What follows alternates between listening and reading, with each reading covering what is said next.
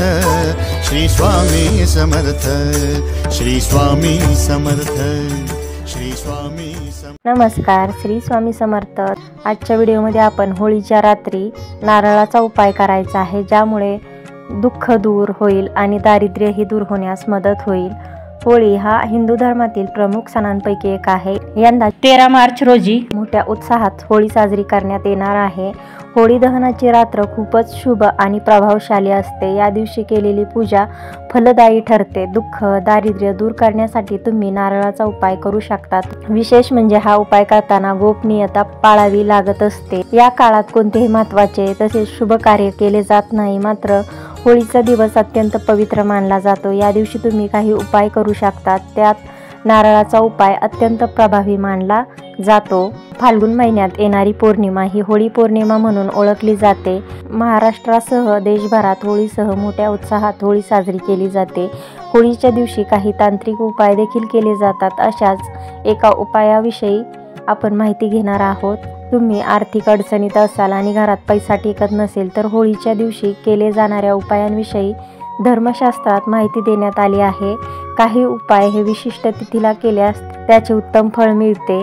होळीच्या रात्री आपल्याला हा उपाय गुपचूप करायचा आहे। तुम्हाला दुःख दारिद्र्यापासून स्वतःची तसेच आपल्या कुटुंबियाची सुटका करायची असेल तर तुम्ही होळीच्या रात्री हा उपाय करू शकतात। होळी पौर्णिमेच्या रात्री महालक्ष्मीला प्रसन्न करण्यासाठी तुम्ही हा उपाय करायचा आहे। मात्र हा उपाय करताना अत्यंत गोपनीयता पाळावी, जेणेकरून तुमच्यावर माता महालक्ष्मी नाराज होणार नाही। कोणता उपाय करायचा आहे आपण बघूया।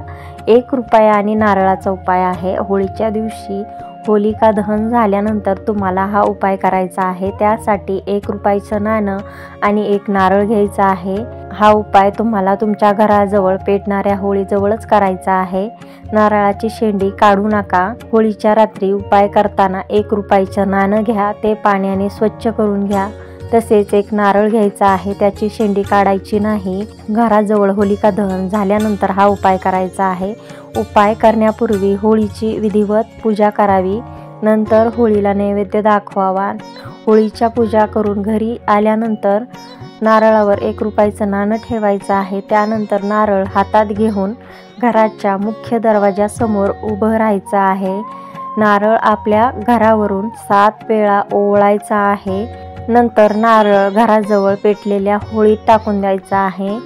होळीच्या दिवशी हा उपाय करताना मन स्वच्छ ठेवा, मनात कोणताही वाईट विचार आणू नका। हा उपाय केल्यामुळे तुमच्या मागील इडापिडा दूर होईल आणि तुमचे दुःख दारिद्र्य क्षणात दूर होईल।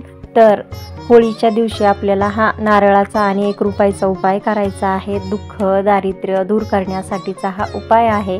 ही माहिती आणि व्हिडिओ आवडला असेल तर लाईक शेअर सबस्क्राईब करायला विसरू नका। चॅनलवर जर नवीन असाल तर सबस्क्राईब करा। धन्यवाद। श्री स्वामी समर्थ।